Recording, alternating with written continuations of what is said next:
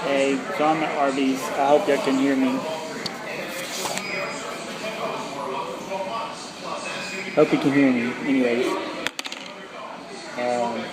we were last time we did Abraham tested.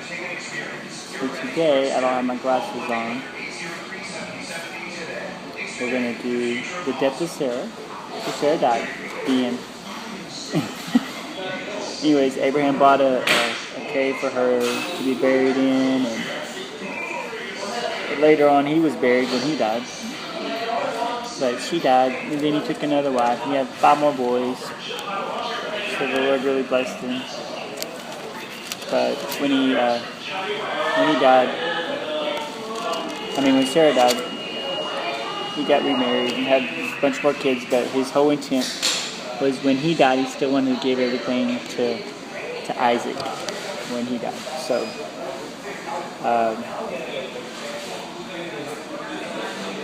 Abraham gets really worried about his boy Isaac. He wants his boy to get a good wife, all right? And everybody that is around him aren't very good people.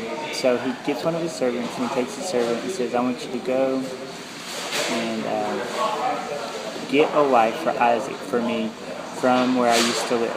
So his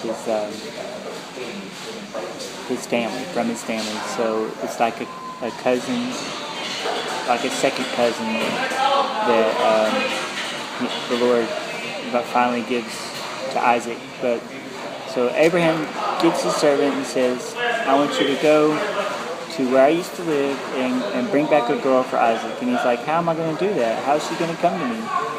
And he basically says, swear to me you're going to do your best to do it, and we're going to pray, and the angel's going to go before you, and we're going to send an angel to go and pave the way for you. And if she won't come back with you, you find her.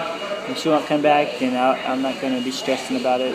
You're released from your oath, but just promise me that you'll try your hardest to get me a wife for my boy Isaac.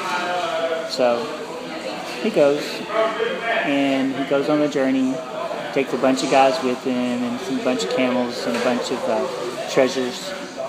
And he goes to Abraham, where Abraham grew up, like his hometown. So we went to where Mom and Dad grew up. We'd go to Wichita Falls.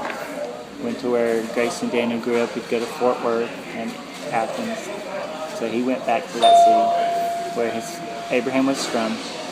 And he went to the well of the city. That's kind of like where everybody hung out, because that's where everybody went and got water. And he prayed a prayer. And he said, Lord, give me success today for my master Abraham, and this is what I want you to do. Whoever the lady is that's going to be the one that's going to be Isaac's wife, I pray that you will help her to come over and water all of the camels. Okay? So just as he got through praying, there was a lady that walked up, and the Bible says she was very beautiful, and she was a virgin. So those are 2 things going for you. You can have a girl that's really beautiful, but if she doesn't love the Lord and hasn't kept herself pure, she really won't be a very good wife, right? And actually, I would rather choose somebody that loved Jesus than somebody that was beautiful. But Rebecca was her name. She was the whole deal, because she was beautiful and she really loved the Lord and had kept herself pure, because she was a virgin. So she shows up, and the man is like, ooh, he starts really paying attention and watching really, really close to see what's going to happen. So he's told the Lord what he wants to do as a sign. He says, whoever it's going to be that's going to be Isaac's wife, I want her to water all my camels. So he goes up to her and says, could you please give me a drink? And she says, sure. And she puts the bucket down in the well and brings it up and gives him a drink and says, I'll water your camels for you too, right? So the servant's like, ooh, this might be the lady, but you gotta keep watching, because sometimes people, they'll say they're gonna do something, but they won't follow through. So she follows through. She just keeps watering them, and a camel can drink 30 gallons of water And he probably had lots of camels. He probably had like 10 or so camels. So it's like 300 gallons of water. So she's a hard worker. So not only is she very beautiful and she's a virgin, she's also very hard worker. So she keeps buckets until all the camels were completely done drinking. And then Abraham's servant, for sure, that's the one. So he goes and he gives her a nose ring, and he gives her some bracelets. And the bracelets weighed about 4 ounces, so they're worth like $4,000 because it was solid gold. So $4,000. So he really treats her kindly. He says, I want to find out where you live. Where do you live? I want to go talk to your family.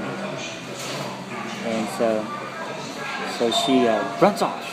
She goes home and she tells mom and dad and brother everything that's happened. And the brother's like, well, where's the guy you're talking about? So Laban was her brother's name. He ran and he found Abraham's servant hanging out near the well, and he says, come out to our house, and bring all your camels and all your guys, and we'll feed all your camels, and we'll take care of all your guys, and all guys, you get a shower. They actually said you can wash your feet, take care of yourself, we'll feed you. So he comes back and they put some food before him, and he says, I'm not going to eat, but this is his servant, says, I'm not going to eat, so I'll tell you guys what happened. And he tells them the story about what happened, how he prayed that the Lord had given success, and how the Lord gave him success. And then he's like, okay, I want to take her home. And they're like, what? Like right now? Because, what do you mean? We want to say goodbye. So they asked, can we please wait 10 days? And the servant's like, oh, please let her come with me. I've had so much success. Don't make me wait another 10 days. So they say, well, let's ask the girl what she thinks. So they asked Rebecca, are you willing to go with this guy? And she says, yeah, I'm willing to go. So they grab her servants and a bunch of her stuff. And then the man that Abraham's servant gives the whole family tons of presents and lots of really expensive stuff.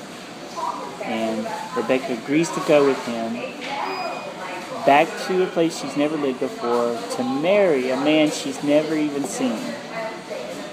Right? So she's pretty brave, right?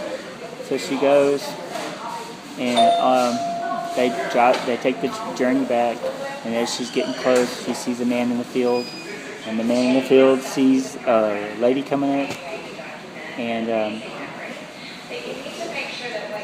she asks the Abraham's servant, says, who is that? And they said, well, that's my master's son. That's your future husband. So she gets down and she covers up her face to be all modest. And Isaac comes up and he sees her and he takes her into her tent and she becomes his wife. And he loved her, and the Bible says that he was comforted in his heart because he had just lost his mom and he was really sad about that because Sarah had died. He'd lost her, and now he's comforted in his heart and wasn't sad anymore. The end. Love you guys.